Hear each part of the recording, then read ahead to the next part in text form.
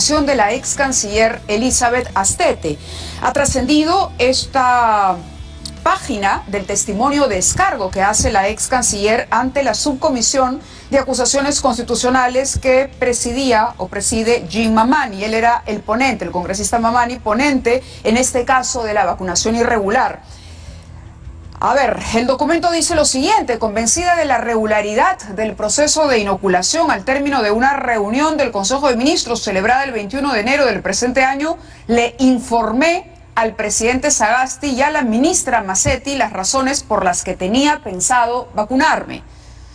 Mi aceptación al ofrecimiento se dio con el visto bueno del presidente, por lo que digo al embajador Sánchez Checa que proceda con las coordinaciones necesarias con la Universidad Cayetano Heredia, no con la empresa Sinopharm, como se menciona equivocadamente en las denuncias constitucionales. Más adelante en el programa vamos a leer mucho más del contenido de esta información que el día de hoy ha estado circulando, ante la cual se ha emitido también un comunicado de la Presidencia de la República que señala lo siguiente: con relación a versiones que circulan referidas al caso de la irregular vacunación de la exministra de Relaciones Exteriores, Elizabeth Astete, el despacho presidencial comunica lo siguiente: es falso que el señor presidente de la República, Francisco Sagasti, haya autorizado o dado su consentimiento para la irregular vacunación de la exministra.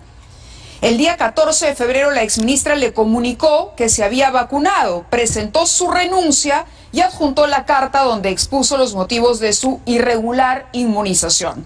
El jefe de Estado desconocía la existencia del lote irregular de vacunas de Sinopharm. Y finalmente rechazamos categóricamente cualquier intento de engañar a la opinión pública con información que no se ajusta a la verdad y que solo busca desacreditar la labor que el señor presidente de la República viene realizando. Bueno, aquí tenemos además la carta que presenta el 13 de febrero la propia Elizabeth Astete, la carta a través de la cual renuncia. ¿Y ella qué dijo en esa oportunidad? No ante el Congreso, sino en el momento mismo en que tomó la decisión de irse. Al haber estado en contacto con funcionarios que resultaron positivos al COVID, entre ellos de funcionarios de alto nivel del Ministerio de Relaciones Exteriores, como ¿no?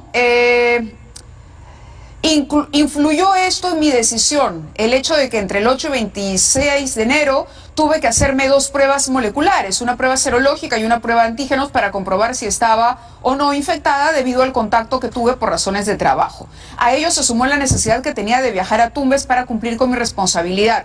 De otra parte, cabe tener presente que al hablar ha asumido la estrategia de negociación para la adquisición de las vacunas desde finales del mes de noviembre. No podía darme el lujo de caer enferma, que es la frase que más se destacó en su momento de la renuncia de la señora Astete, particularmente si se tiene en cuenta que el vicecanciller Manuel Talavera estuvo ausente, primero por haber sido afectado y luego por haber tenido que ser operado de la retina. En fin, al final ella dice: a raíz de la reciente revelación sobre la vacunación del presidente Vizcarra y de su esposa y del comprensible impacto que esta noticia ha tenido en la opinión pública, soy consciente del grave error que cometí, razón por la cual decidí no recibir la segunda dosis. He presentado al señor presidente de la República mi carta de renuncia al cargo de ministra de Relaciones Exteriores. Pues bien, más adelante vamos a abocarnos a este tema para tratar de entender qué es lo que está pasando. El ruido político no le hace bien, sin duda. Y cuando hay ruido político hay necesidad de aclarar. El presidente ha negado, la señora Astete, en su carta de renuncia, en ningún momento, ni luego a través de ninguna de sus redes sociales, de ninguna forma, a la opinión pública, ha dicho que el presidente haya tenido conocimiento, cosa que debió hacer. En lo particular, este rumor ya corría la semana pasada. Y nosotros no hemos sido ajenos a ese rumor, tanto así que nos comunicamos con la propia Elizabeth Astete, que es lo que corresponde, para pedirle la confirmación o no, si era cierto lo que se venía diciendo respecto a que ella sí tenía autorización del presidente Sagasti. Directamente, al decir ella que no iba a dar ninguna entrevista para aclarar, desmentir o afirmar que era realmente lo que queremos todos, que se aclare o se desmienta de manera tajante, le hicimos la pregunta directa: Usted le informó al presidente Sagasti que se vacunó, que se iba a vacunar, él sabía de esto y bueno, nos dejó en visto hasta el día de hoy que hemos vuelto a insistir con ella. Tras el documento que ha trascendido, que repetimos, es el descargo que ella hizo ante la subcomisión del Congreso. Por otro lado, fíjense ustedes cómo son las cosas, que el día de hoy empieza a correr una moción de censura en contra del presidente Sagasti. UPP estaría impulsando moción de censura contra el presidente Francisco Sagasti. Dicho sea de paso, UPP es la bancada a la que pertenecía el congresista Mamani, quien renunció en octubre de 2020, pero quien era la persona que tenía, así como el TC le encargan a uno de los magistrados la ponencia del caso, a él la ponencia sobre el escándalo de la vacunación irregular. Más adelante les daremos nuestro punto de vista, intentaremos entender qué es lo que ha ocurrido, pero tenemos que abocarnos ahora a otra de las noticias del día. Y es que después del tiempo transcurrido, la Fiscalía finalmente ya formalizó la acusación en contra de Keiko Fujimori y del partido Fuerza Popular. Esta noche nos acompaña aquí en los estudios el fiscal José Domingo Pérez para explicarnos lo que para muchos ha sido una jugada política de la Fiscalía que busca estropear la carrera política de la señora Fujimori, quien empata técnicamente el segundo lugar e impedir de esta manera su pase a segunda vuelta. Se cuestiona la oportunidad. El fiscal José Domingo Pérez está aquí y él nos responderá a esta que es sin duda la primera pregunta. Muy buenas noches y bienvenido, doctor. Muy buenas noches. Muy buenas noches. El tema es así de claro y me imagino que usted lo tenía como parte del cálculo mediático y del impacto mediático que iba a tener esta formalización de acusación que usted ha dado a conocer el día de hoy. Mire, la investigación ha concluido luego de 2 años, 4 meses desde que fue formalizada y por lo tanto es un tiempo prudente para haber llevado los actos de investigación que han permitido crear certeza al Ministerio Público de presentar esta acusación y, de ser el caso y llegar a un juicio oral, buscar la condena a Keiko Fujimori y a los demás integrantes de la organización. Eso sí, debo rechazar esas palabras que usted ha recogido de algunos otros sectores interesados en afectar las investigaciones del equipo especial, manifestando de que formarían parte de un juego político. La Fiscalía, los fiscales y quienes integramos el equipo especial estamos ajenos a todo el ruido político que sucede en nuestro país. Nosotros cumplimos un trabajo técnico y dentro de ese desarrollo técnico es que hemos concluido una investigación, presentamos la acusación al Poder Judicial y los acusados tendrán que defenderse ahora ante un juez. Hay un byte, no es solamente en los sectores, es la propia señora Fujimori que dice: si el fiscal José Domingo Pérez quiere ser un actor político en estas elecciones, no me voy a quedar callada. ¿Podríamos ponerlo para que usted mismo escuche a la señora Fujimori? Sí, vamos no a escuchar hay la respuesta de Keiko Fujimori a referirse precisamente a esta formalización de la acusación en su contra. Como todos hemos visto el día de hoy, el fiscal José Domingo Pérez ha decidido meterse de lleno a la campaña en esta recta final antes de la primera vuelta. Pero como siempre, yo voy a enfrentar esta persecución y esta obsesión que me ha llevado 3 veces a prisión y que luego he sido liberada por instancias superiores. Su pretensión de callarme es desproporcionada. Ni estando en prisión, perdí ese derecho de defenderme. Lo que él quiere es seguir con su show en todos los medios y negarme mi más básico y legítimo derecho a la defensa. Si usted quiere ser protagonista de estas elecciones, yo le voy a responder a través de los medios y las redes. Yo respeto la justicia y lo vengo demostrando por más de 20 años. Lo que voy a enfrentar firmemente es su obsesión contra mí. Si usted ya tiró la toalla judicial y quiere convertirse en un actor político, perfecto, pero yo no me voy a quedar callada. No le voy a aceptar que quieran silenciarme en pleno proceso electoral. Bueno, ¿qué le puedo decir? Es la manifestación de una persona que ha sido acusada por el Ministerio Público y entiendo que el foro adecuado para dar respuesta son las audiencias judiciales, que entiendo el Poder Judicial deberá convocar a partir de la presentación de la acusación el día de hoy. De acuerdo, pero hay un asunto adicional que es el que preocupa, no le digo solo a la señora Fujimori, sino también a los militantes y electores de su agrupación política. Usted no solamente pide dentro de las penas 30 años, 10 meses para Keiko Fujimori, con ella Ignacio Silva Checa, Vicente Ignacio Silva Checa, Pier Paolo Figari Mendoza, Ana Rosa Hers y otros personajes, también, dicho sea de paso, está incluida la abogada, sino que además pide la suspensión del partido, pide la disolución y liquidación del partido político Fuerza Popular. Este es un pedido en el que usted insiste luego de que el Poder Judicial lo rechazara ya, lo rechazó el 2 de marzo y también anuló la vigilancia judicial contra el partido liderado por Keiko Fujimori. ¿Cómo responde usted a esta nueva solicitud que ya en un momento el Poder Judicial le había denegado? Mire, no, nosotros estamos guardando a nivel de la Fiscalía congruencia con las decisiones judiciales y somos respetuosos de lo que el Poder Judicial ya ha dictaminado. Por eso, en este requerimiento de acusación, no estamos instando una nueva prisión preventiva, porque entendemos que el Poder Judicial ha establecido de que se ha cumplido un plazo para que la acusada esté privada de su libertad. Es por eso que hemos solicitado, dentro de las medidas de comparecencia con restricciones, se fijen determinadas restricciones.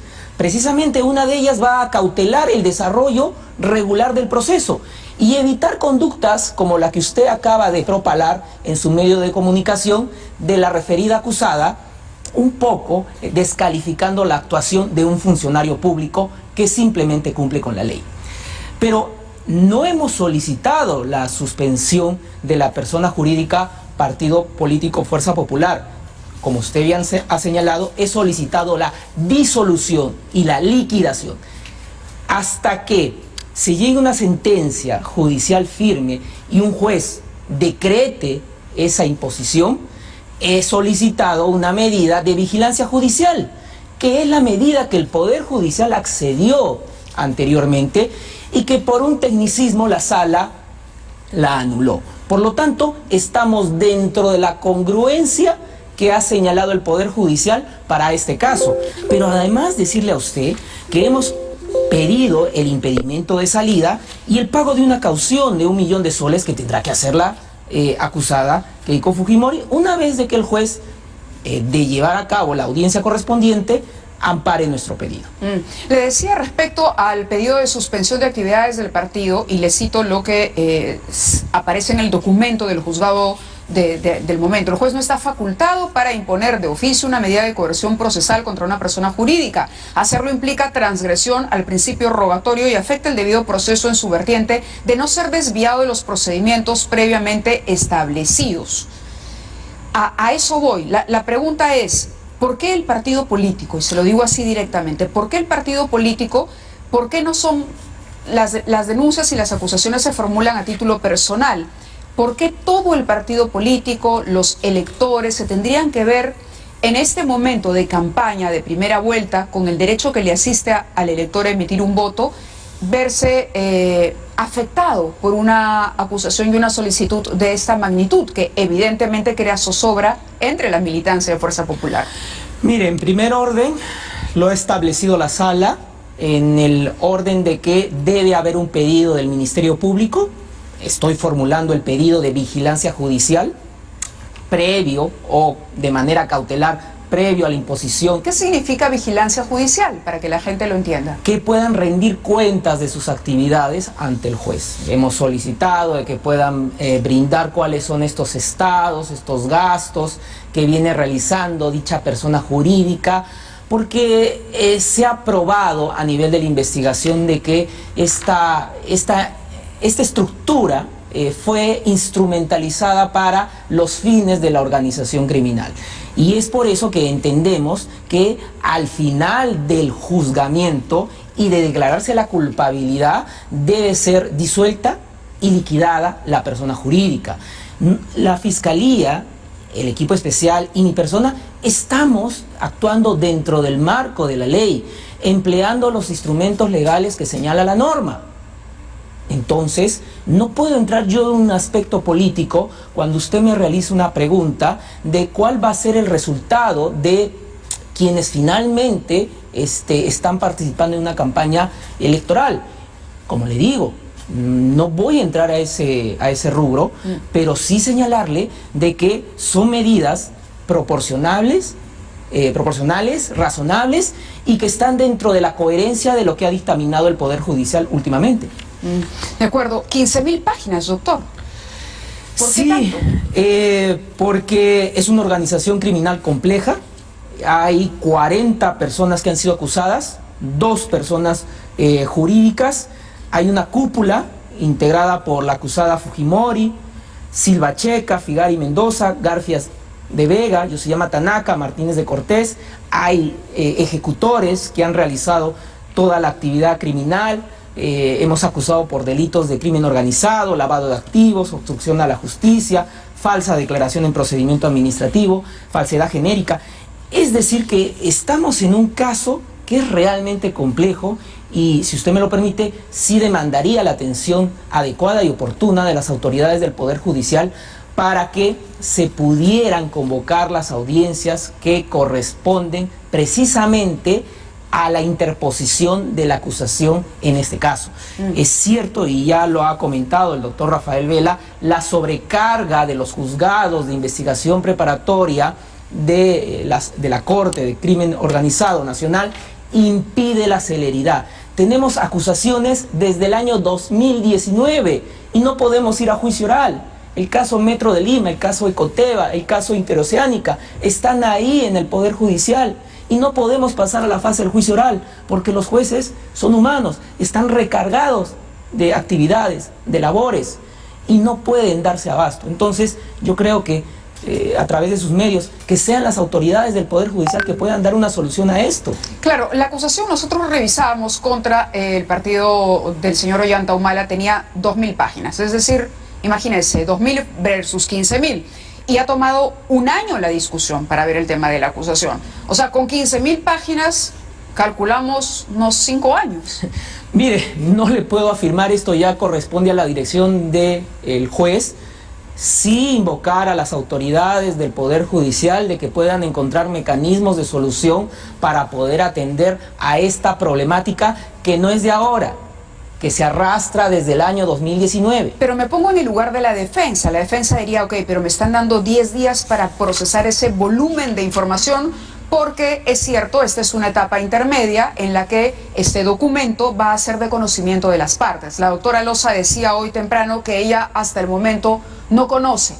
Le va a tocar, me imagino que lo que sigue es entregarle el documento para que ella pueda hacer ejercicio propio de su defensa, y para eso va a tener que revisar las 15.000 páginas. Eso por un lado. Y por otro, lo que decía la doctora Loza es que había diligencias programadas a solicitud de la propia Fiscalía, pero que se han anulado, se han cancelado antes de tiempo para que esta acusación se haga de manera express. Eso es lo que básicamente ha señalado la defensa de la señora Fujimori. Mire, también rechazar los calificativos que realiza la acusada Juliana Loza Ábalos, y también demuestra el desconocimiento de la norma procesal, porque la investigación preparatoria tiene esa finalidad, es decir, recabar elementos de cargo y de descargo, en la cual ha habido una participación de parte de la acusada Juliana Loza.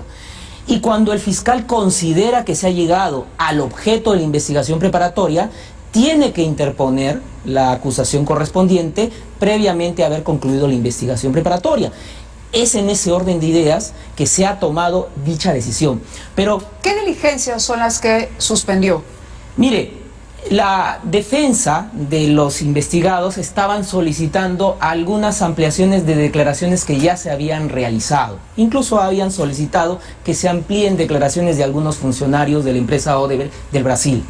Nosotros hemos proveído o hemos autorizado todas las diligencias hasta el último día de la investigación. Pero quiero decirle que su derecho está incólume. Ellos van a poder realizar la contradicción o el contrainterrogatorio de los testigos de la Fiscalía en un juicio oral. Es la etapa en donde ella o las partes van a poder ejercer sus derechos. La investigación a nivel de la Fiscalía cumplió su objetivo y he dado por concluida la misma, y por lo tanto está ahora en competencia del Poder Judicial, y es el Poder Judicial el que tiene que dar trámite a esta acusación. De parte de la Fiscalía concluyó la investigación. Vamos a ir a la pausa y vamos a continuar conversando con el fiscal José Domingo Pérez al volver sobre la acusación presentada el día de hoy. Regresamos.